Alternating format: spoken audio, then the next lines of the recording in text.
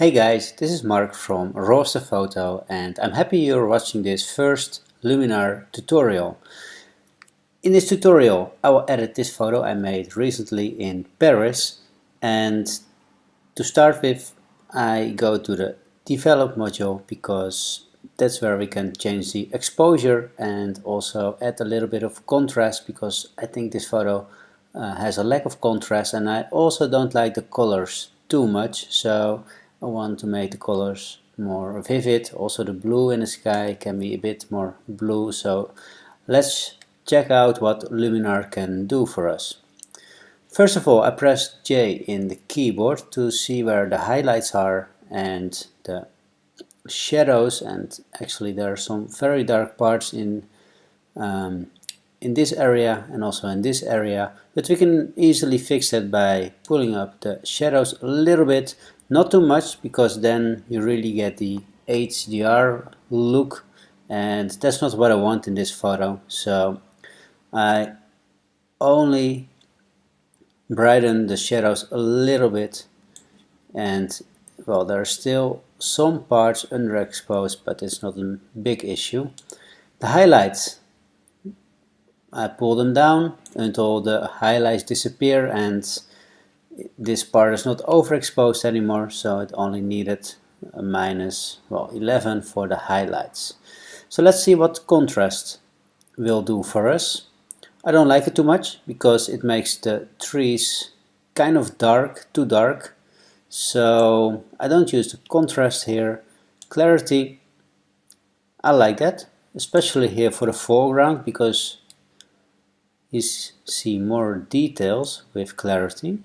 So let's add a bit of clarity, but also not too much, because then you really get a grungy look. Alright, let's take another filter, and the filter I'm looking for is the advanced contrast. So this is another way of adding contrast, and instead of adding contrast in the whole photo, here you can be a little bit more specific, so you can add contrast in the highlights, in the midtones or the shadows. So basically it's up to you, and it doesn't influence the whole photo right away. So let's try the contrast in the highlights, and as you can see, that works really well. The problem in this photo is a lack of contrast in the sky. You can see the clouds, but not too much. By adding a little bit of contrast in the highlights, the clouds are more visible. So that's already an improvement. The midtones, a little bit is okay, not too much. The shadows, yeah, I think it makes the trees too bright. Well, a little bit is okay, but well, I think it improved the photo, so let's keep it like this. As said, I don't like the colors too much. I want more fresh green tones in the photo, and there is enough green in the trees, but there was no sunlight on the tree itself, so that's why the colors. So for that I will add another filter. It's called the HSL, also under the professional. And this panel is really helpful for the colors. It's about hue, saturation and luminance. Hue is really about changing a color a little bit. Well, that's not what I want to do because I think the colors itself are okay. I only want to make them a bit brighter and a bit more vivid. So that's why we have the luminance to make it a bit brighter. So let's see what we can do with the green. As you can see, it's quite easy to brighten the green. And let's see what happens if I increase the saturation. Also, that is easy to do. I'll also add a bit of yellow and orange because it's not only green here, there are of course more colors. So this is already a big difference, and I think the photo looks better right away if with only changing those colors. So what else we can do, as you can see, it's not completely straight, so for that we can use the crop tool to make it straight again. And well, I think it's good in this way, so I press done to apply the setting. So that's already nice. Maybe there's a bit too much in the foreground, so let's see what happens if I remove a part. I have to say I don't like the aspect ratio too much in general, but for this photo it works out fine, I think. Yes, much better. What else we can do? Of course we can sharpen the photo a little bit, but let's do that as a last step. A vignette might work for this photo, and the reason why it might work is because the stairs is of course the most important part of the photo, so if that part is a little bit bright and the border of the photo is a bit darker, more attention will go to the middle of the photo, so, and that's in this case the subject. So for that reason I think it's nice to use quite a big vignette, and I play a bit around with the feather. I think this is nice, and this is also a very nice option in Luminar. It's always possible to replace the center if needed.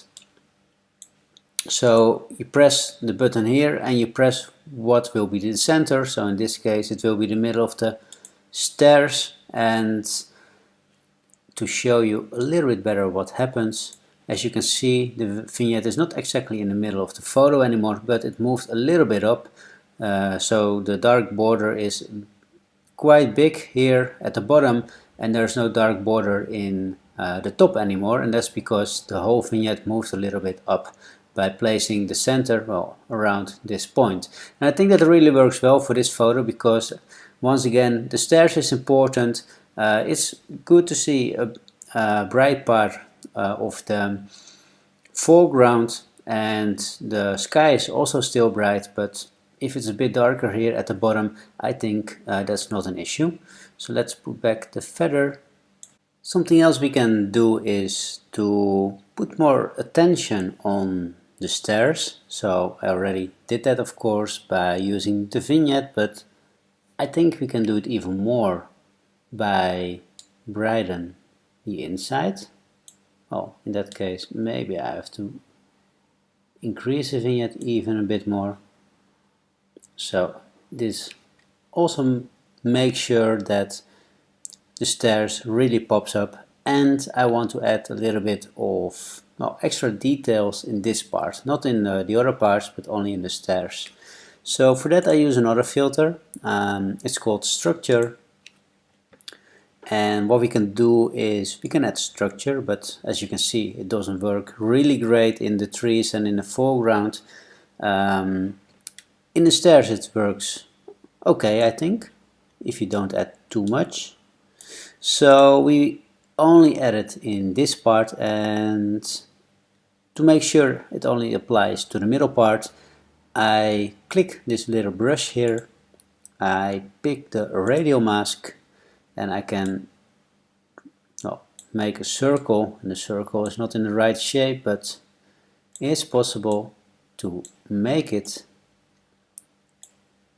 in the right shape, so like this.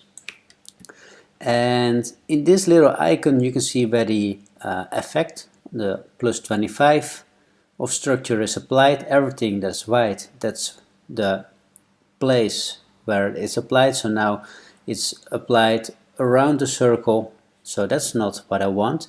So what you can do is you can click this little icon with the right button of the mouse, and it's possible to invert the effect, and now the effect applies here in the middle, and that's exactly what we want. I think it's a bit too much, so I decrease it a little bit. I check the before and after, and I can zoom in a little bit. First I have to apply the effect. Let's zoom in a little bit, wait until the image is processed, and check how it was before and how it is now. So I think that improves the photo even more. Well, last thing I want to do is sharpen the photo a little bit, just to check what's happening and if it really improves the photo. So I put sharpening around 30. I press the little I again, before, after. Oh, that makes a difference. I don't think this photo needs more sharpening. So overall I'm quite happy with the result. I will show you the before and the after. So yeah, that's what we call an improvement. So I'm happy with the result. Hopefully you learned something new from this tutorial. The plan is that we make more and more tutorials about Luminar, so please subscribe to our YouTube channel. Also check out our website. We have other articles about photography, post-processing, more video tutorials, and you can download a free ebook about cityscape photography. Please leave a comment below this video to let us know what you think about this tutorial, and don't forget to go to our website because you can download a free ebook about cityscape photography. Thank you for watching and see you next time.